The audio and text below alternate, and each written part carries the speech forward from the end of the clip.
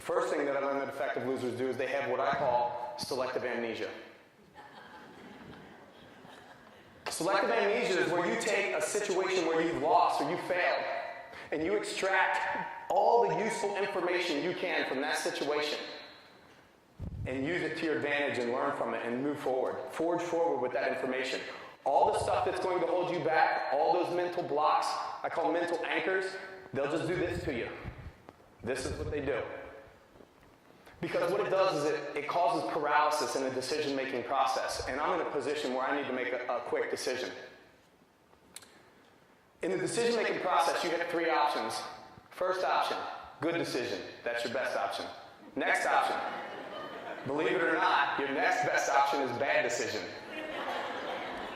The worst option in the decision-making process is indecision. And anytime that you're in a decision-making process, you cannot have any hesitation.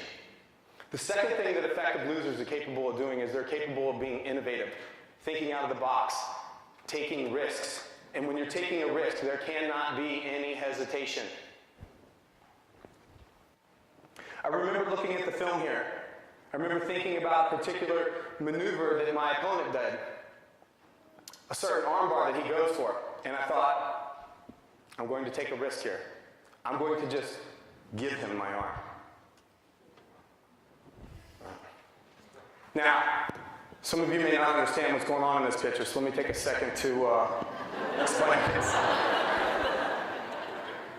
He basically sitting on my chest, it swung around, took my arm. That's my arm between his legs, and it's bending the direction that it's not supposed to. Okay. And I don't have very flexible arms. And this has been tremendously in the wrong direction as I look at it. But I was able to, in this particular position, twist my arm, roll out, and actually get back to my feet. It was so demoralizing to my opponent that the fight was completely downhill from there. One of my favorite Olympic moments was in 1984. The Olympics were in Los Angeles that year. It was the first year of the women's marathon. The United States won the gold that year. Joan Benoit came in first place. But about 20 minutes after Joan won the gold, Gabriella Anderson-Scheisse entered the stadium. The race ran through the city. The final little piece of the race was one lap around the stadium and then a finish on the straightaway. Gabriella came in 20 minutes later. This is what she looked like. Completely contorted, wrist bent, pure muscle fatigue. She was stumbling foot over foot, weaving from lane to lane. The Olympic judges, they approached her to see if she was okay, and she actually kept fighting them off.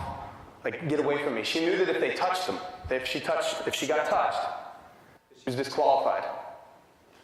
The only reason they let her continue is because they could still see sweat dripping from her pores, so they knew that she wasn't completely dehydrated from the heat exhaustion that she was experiencing.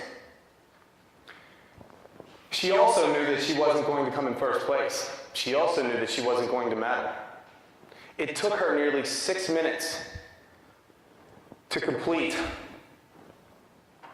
that final lap, 6 minutes around the track, stumbling foot over foot, until she finally collapsed in the judge's arms, and they carried her away for medical attention.